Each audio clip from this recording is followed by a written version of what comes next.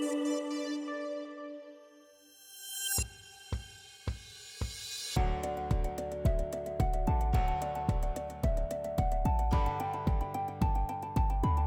ideia é justamente essa, né? Tentar mostrar um pouco como a cirurgia ortopédica pode ajudar os pacientes aí com espasticidade, né?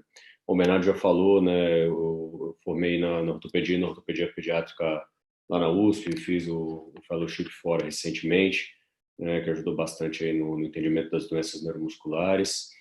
Atualmente estou fazendo doutorado também lá na Universidade de São Paulo e atuo aqui em São Paulo, no consultório, né? Com os pacientes, né?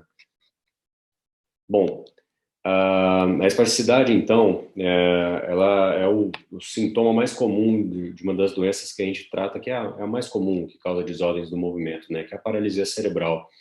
A paralisia cerebral, como os colegas já falaram, é causada por uma lesão do sistema nervoso central, uma lesão não evolutiva, né? Porém que causa consequências que se desenvolvem durante o tempo, principalmente as músculo-esqueléticas, né? Uma das principais características dessa doença é a hiperreflexia, né, com aumento do tônus dependente da velocidade, né? A lesão central, ela acaba causando uma inibição do neurônio motor superior, causando espasticidade, hiperreflexia, clonus, e também uma fraqueza nesses pacientes, né? Isso, ao longo do tempo, é capaz de gerar algumas deformidades, que é o tema principal da aula que a gente vai abordar hoje, que é o tratamento justamente dessas deformidades, né? E os objetivos da cirurgia ortopédica no paciente com espasticidade, principalmente é a melhora da função, a melhora da dor e a melhora das condições de cuidado e higiene. E aí, quando a gente está pensando nos níveis, né, de funcionalidade dos pacientes, que vai do nível mais funcional, que é na escala GMFCS, que é o nível 1, até o nível 5, a melhora da função a gente aplica principalmente para os pacientes de nível 1, 2 e 3, que são os pacientes deambuladores, né? Sendo que as cirurgias que a gente realiza para melhorar principalmente a dor e as condições de cuidado, né, e higiene dos pacientes, se reservam mais para os níveis 4 e 5. A gente sabe que há uma grande interposição, tá, desses objetivos, principalmente ali por volta do nível 3, mas se a gente pensar de maneira objetiva, é dessa maneira que nós atuamos, né? E um dos aspectos mais relevantes dessa aula é justamente a gente entender quando o ortopedista entra no jogo, né? Então a gente precisa diferenciar o que é uma espasticidade pura, o que é uma contratura fixa muscular e o que é uma deformidade óssea, né? Como o Diego falou e os outros colegas também, quando a gente tem um paciente que não desenvolveu ainda contraturas fixas e deformidade óssea, o tratamento ele é principalmente clínico, né, com fisioterapia, utilização de órteses, aplicação de toxina botulínica e entre outras terapias que a gente pode aplicar também, né? Porém, quando o paciente desenvolve contraturas fixas e deformidades ósseas, o nosso papel ele fica maior no tratamento desses pacientes, né? E é importantíssimo a gente diferenciar uma da outra, né? Existem várias maneiras da gente conseguir diferenciar isso com base no exame físico. Eu vou mostrar alguns vídeos aqui com alguns exemplos. Por exemplo, esse paciente é um paciente bem novinho, tá, de aproximadamente 2 anos de idade, que tem uma espasticidade sem uma contratura fixa, tá? Ele é um hemiparético espástico à direita. A gente consegue perceber que ele, em grande maioria do tempo, ele marcha em equino do lado direito, porém que ele consegue também ficar em ortostase com o calcâneo totalmente encostado no chão em alguns momentos desse vídeo. Ou seja, ele tem uma espasticidade relevante no membro inferior direito, porém sem uma contratura muscular. Esse é um paciente que a gente maneja sem a necessidade de cirurgias ortopédicas nesse momento, né? Agora, esse paciente já possui uma contratura muscular fixa, tá? Se a gente, no exame físico, a gente também não consegue fazer a dorsiflexão dele acima de 30 a 40 graus, né? Perceba como na marcha ele está bem longe de encostar o calcâneo no chão. Então, esse é um paciente que se beneficia da abordagem cirúrgica ortopédica, né, para melhora da função. E essa última paciente é uma das pacientes que eu já operei, também uma hemiparética espástica direita, mas que além das contraturas, ela também possui deformidades ósseas, né, já estruturadas, como um varo do calcâneo e um aduto do antepé, né? Na cirurgia dela, eu tive que fazer, além dos alongamentos e transferências musculares, também osteotomias corretivas. E a instabilidade articular, que seria um dos outros efeitos da espasticidade, né, que gera cirurgias ortopédicas, ela é principalmente vista no quadril. né? Na foto da esquerda a gente consegue perceber um quadril que está bem locado, né, com as cabeças dos fêmures bem abaixo do acetábulo, e na foto da direita a gente possui um quadril que está subluxado, né, indo provavelmente para uma luxação completa se nada for feito, né? E as contraturas fixas, elas dependem da gravidade neurológica, do tipo de músculo. A gente sabe que os biarticulares, eles são mais acometidos, né? No engajamento no tratamento não cirúrgico. Então, aquele paciente que faz mais fisioterapia, que está ortetizado, que faz acompanhamento com o fisiatra, ele tem muito menos chance de desenvolver as contraturas fixas e deformidades ósseas que necessitam de cirurgia ortopédica, né? E aqui só exemplificando, né, um dos principais músculos acometidos aí pelas contraturas é o gastrocnêmio. Perceba que ele vai da região distal do fêmur até o calcâneo, ou seja, ele atravessa duas articulações, o joelho e o tornozelo, né? Então, esse é um músculo biarticular, um dos que é mais acometidos por contraturas, como eu mostrei no exemplo, né, nos vídeos.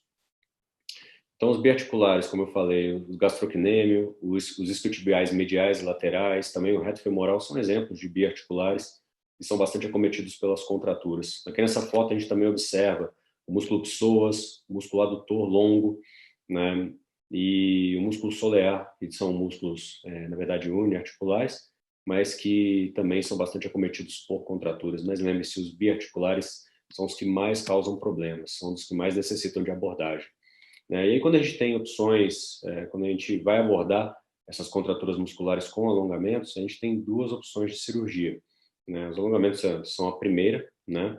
E além delas, a gente ainda pode associar também as transferências tendíneas, né? O objetivo dessas cirurgias é justamente melhorar o arco de movimento, prevenir as recidivas e melhorar a função do paciente, né? Primordialmente, essas são as funções que a gente observa. Aí no vídeo, né, a gente mostra um alongamento na zona 2, que é um alongamento que preserva mais a força muscular do paciente, dando uma boa quantidade de alongamento. Na região a gente percebe o corte da face do gastrocnêmio e do solear, e ali abaixo a gente já vê a parte muscular, né, que é mais escura, avermelhada, né, conferindo aí ao paciente um bom alongamento da região do tríceps sural. E agora uma das coisas mais importantes para a gente entender de princípios gerais da cirurgia ortopédica é como a gente faz esse alongamento. Será que eu posso ir lá e cortar o tendão inteiro? Ou eu preciso ter mais parcimônia aí no alongamento, né? Aqui eu tenho exemplos dos alongamentos que a gente faz para o tríceps sural, que são os mais comuns, né? Na esquerda, onde está escrito zona 1, né, a gente possui alongamentos que são mais miofaciais, eles são alongamentos mais altos, mais longe da região da inserção do tendão, né? O zona 2 são alongamentos ali no ponto médio, tá, que a gente realiza aí com os procedimentos mais conhecidos como Vulpius e Baker, né? Eu costumo chamar só de alongamentos de zona 2. E no zona 3 é quando a gente faz alongamentos na região do tendão. Quanto mais próximo do tendão, mais eu consigo alongar. Porém, eu enfraqueço mais esse paciente, né? Então, esse balanço de quanto eu vou alongar e quanto eu vou preservar de força é essencial no entendimento de qual cirurgia é a principal para cada paciente. A gente tem que tomar muito cuidado nos alongamentos para não exagerar na dose, tá? A gente alongar pouco, digamos assim, é melhor do que o exagerar, do que o alongar demais. Uma das coisas que um dos meus chefes lá na época que eu fazia ortopedia geral, o Dr. Code, ele falava, ele dizia, quando eu for errar, eu tenho que errar para mais ou errar para menos? E a gente sempre caía na piada dele, né? A resposta certa, na verdade, é não errar, é dosar exatamente o que eu preciso fazer, tá? Mas digamos assim, qual erro é pior, né? Qual erro eu quero cometer menos? O erro que eu quero cometer menos é alongar demais, né? Os alongamentos em demasia, eles podem levar a um déficit de força relevante e piorar muito a função dos pacientes, principalmente nos deambuladores, tá? Esse exemplo de alongamento que eu estou mostrando no vídeo para vocês é um alongamento de zona 3 que a gente chama de Hoke. É um alongamento percutâneo, onde a gente consegue fazer uma secção do tendão calcâneo, tá? Ele tem um bom poder de alongamento, mas ele é um alongamento em que eu não visualizo as fibras do músculo e ele consegue alongar bastante a região, por ser um alongamento mais próximo da inserção do tendão, tá? Esse paciente não é um paciente com paralisia cerebral, ele tem outra doença em que ele não é enfraquecido, é uma marcha equidiopática, né? Então eu posso atuar com esse tipo de alongamento. Mas nos pacientes com espasticidade, principalmente os deambuladores com paralisia cerebral, a gente tem que ter muito cuidado na hora de fazer os alongamentos próximos da inserção do tendão, os que alongam mais, e, principalmente, temos que tomar cuidado com técnicas percutâneas nesses pacientes, né? Então, nos pacientes grau 1, 2 e 3, que são os que andam, os alongamentos percutâneos eles devem ser realizados com muito cuidado, tá? Quando escolhidos para a cirurgia dos pacientes. E as tenotomias e os alongamentos mais na região tendínea, eles também têm que ser feitos com muito cuidado, né? Justamente nesses pacientes, para que a gente não enfraqueça eles demais e para que a gente não tenha resultados ruins, como a perda da capacidade de marcha desses pacientes, tá? Esse é um paper de 2017 mostrando o efeito dos alongamentos percutâneos na musculatura isquiotibial, né? O autor conclui no final que o alongamento percutâneo muitas vezes ele leva a um corte das fibras musculares num grau maior do que é o desejado, tá? Aqui nesse estudo eles fizeram um alongamento percutâneo, depois eles abriram para poder visualizar as fibras, né? Então aqui eu só ressalto que nós devemos ter cuidado, principalmente nos pacientes deambuladores, na hora da realização dos alongamentos percutâneos, né? E aqui nos tipos de abordagem que a gente tem o tratamento estagiado, que a gente pode fazer a cirurgia, né, da musculatura que está envolvida. Por exemplo, eu tenho um paciente que pode ter aí várias musculaturas acometidas, mas eu escolho abordar primeiro o tríceps oral, depois fazer a abordagem do quadril, depois fazer a abordagem do joelho. Porém, isso leva a um problema que a gente chama de birthday syndrome, que é o paciente que todo ano ele tem uma cirurgia para ser feita, né? Nos últimos anos foi desenvolvido um conceito que é chamado de SEMLS, que a gente chama de Single Event Multilevel Surgery, que é a gente atuar de maneira única, né, no mesmo tempo cirúrgico, fazendo todos os procedimentos musculares e ósseos de uma vez só, para otimizar a função do paciente para que ele tenha menos cirurgias, tá? Esse tipo de abordagem da Single Event Multilevel Surgery é o que a gente prefere atualmente nos pacientes que necessitam de abordagem em múltiplos níveis, né? Recentemente foi publicado um paper aí pelo grupo da ACD, né, a tutoria aí do Mauro, né, falando desses fatores que são relacionados com bons resultados nesse tipo de cirurgia de abordagem múltipla, né? E eles perceberam que os pacientes que têm mais função, né, que são GMFCS 1 e 2, e que têm melhores índices antes da cirurgia, eles tendem a evoluir melhor. E aqueles pacientes do grau 3, que são pacientes deambuladores que andam com apoio, eles tendem a uma deteriorização da marcha maior depois do procedimento, né? A interpretação disso é que nos pacientes grau 3 a gente precisa de uma fisioterapia mais intensa, mais de perto, né, para que esses pacientes não deteriorem depois do procedimento cirúrgico, né? Essa é uma das grandes mensagens aí desse paper. E como é que a gente estuda qual o melhor procedimento e qual o mais adequado, né? O Diego falou bem na aula dele que nos centros onde a gente possui recurso, a análise de marcha é a melhor ferramenta que a gente tem para poder avaliar no paciente deambulador, obviamente, quais são os principais procedimentos que a gente deve realizar, né? O paciente ele precisa ter mais de 4 anos, geralmente. Obviamente, ele precisa deambular, ele precisa ser um paciente que anda e tem que ter uma capacidade de cooperação boa, tá? Nesse exame de análise de marcha, a gente vê vários parâmetros, né, da análise do exame físico estático e dinâmico com gráficos, e a partir daí conseguimos planejar quais as melhores cirurgias para o paciente, né? E, inclusive, se ele necessita de cirurgia, né?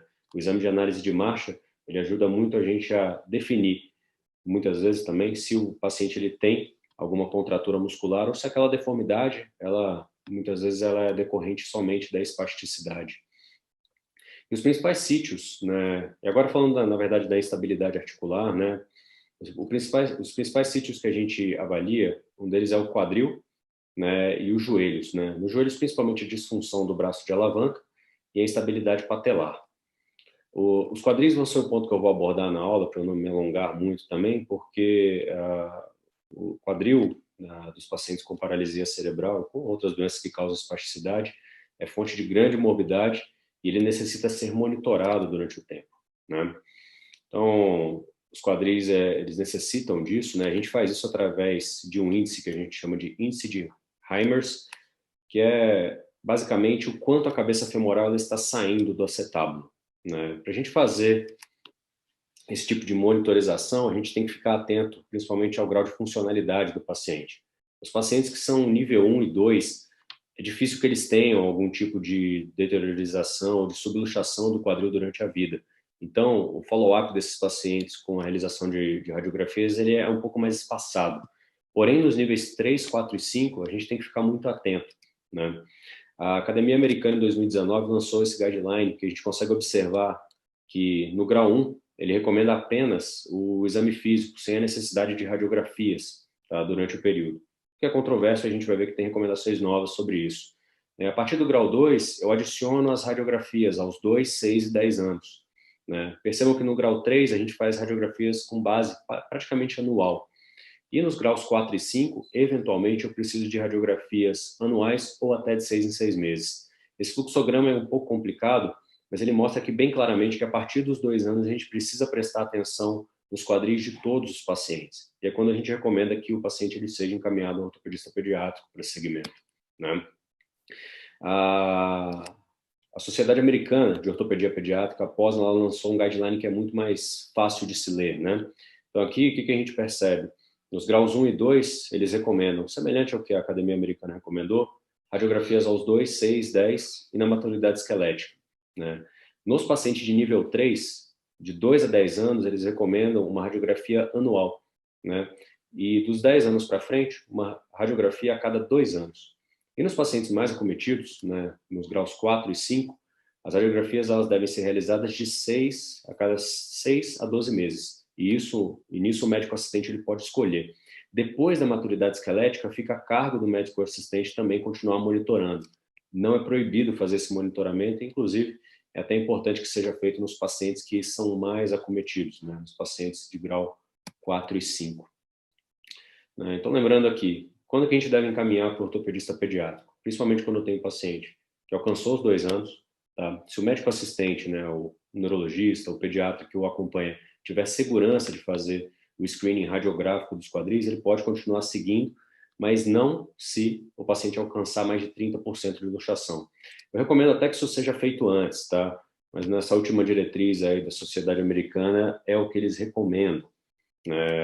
Se me perguntarem, sempre aos 2 anos de idade, é interessante fazer uma consulta com o ortopedista pediátrico. E quando a gente faz o tratamento, né? O que a gente faz com esses quadris que estão saindo do lugar? Quando eu tenho esse índice de subluxação menor do que 30%, 40%, e o paciente é muito novo, a gente pode tentar algumas cirurgias de partes moles, né? Como alongamento dos adutores e do ilio-psoas, se necessário. Porém, quando esse índice ele é maior do que 40%, de 30% a 40%, e o paciente está ficando um pouco mais velho, né, acima de 4 a 5 anos, eu também posso optar pela reconstrução óssea dos quadris. São cirurgias que demandam mais, mas o resultado delas é mais definitivo. Tá? Percebam aí que é um ponto de intersecção grande entre uma e outra. Então, a decisão do ortopedista em realizar um procedimento ou outro, ela tem uma certa liberdade. E eu confesso para vocês que, por mais que isso esteja na literatura, a gente tem sido cada vez mais agressivo na indicação da cirurgia óssea, quando o paciente está desenvolvendo aí subluxações maiores do que 25% a 30%. Tá? Então, isso, obviamente, existe um campo aí para discussão, mas existem recomendações formais também, que a gente vê nos artigos, que giram em torno desses números. Né? Aqui, por exemplo, um paciente de 7 anos, né, grau 5, que tem as cabeças praticamente totalmente fora do lugar, onde foi feita aí uma osteotomia varizante, derrotativa externa, bilateral dos fêmures, com uma acetabuloplastia, né, do tipo San Diego ou Degas. Né, e a gente consegue locar esses quadris para dentro do acetábulo novamente. Né. Então, finalizando, né, quais são os take-home points aí? O que a gente deve levar aí dessa aula, né? Primeiramente, essa diferenciação da espasticidade da contratura muscular fixa e das deformidades ósseas. Né? Lembrar que os músculos bioarticulares são os que mais dão problema, que são os que mais necessitam de abordagem pelo ortopedista. Aqui é um ponto que eu gosto bastante de ressaltar. A análise de marcha, eu acho que ela ainda é pouco utilizada no nosso meio. A gente tem bastante possibilidade de utilização aqui em São Paulo. Sabemos que em outros estados o exame ele pode eventualmente até não existir, né? Tem vários estados brasileiros que não possuem laboratório de marcha, mas sempre que tiver oportunidade, sempre que o paciente tiver condições, ela auxilia muito, tanto na indicação dos procedimentos de tratamento conservador ou cirúrgico e também na monitorização do resultado desses tratamentos, né? Devemos tomar muito cuidado com os alongamentos excessivos, sendo eles percutâneos ou não. Então, controle dos alongamentos, controle das transferências tendíneas é essencial um bom resultado dos pacientes, né, principalmente dos deambuladores. Lembrar que os quadris necessitam de monitorização durante o crescimento, porque essa monitorização ela deve ser feita a partir dos 2 anos de idade. Tá? Bom, é isso que eu queria passar para vocês, né? Obviamente essa aula ela tem muitos pontos de abordagem que eu poderia me delongar aí por horas, digamos assim, em cada um desses pontos, mas como uma visão geral, né, multidisciplinar para os vários colegas que estão acompanhando, pais, essencialmente, eu acho que ela dá uma boa visão geral do que é feito dentro da cirurgia ortopédica pediátrica para os pacientes com espasticidade. Essa foto aqui é da minha equipe, dos colegas que trabalham comigo, o Felipe, né, os 2 Filipes, né, o Bravin e o Cordeiro, e o João Rocha, né, que estamos juntos aí toda semana atuando aí nas cirurgias, e que é essencial aí para que a gente obtenha bons resultados. Tem colegas aí que se importam com os seus resultados também, com as suas cirurgias, e que se ajudem, né? Eu acho isso essencial. Então, muito obrigado.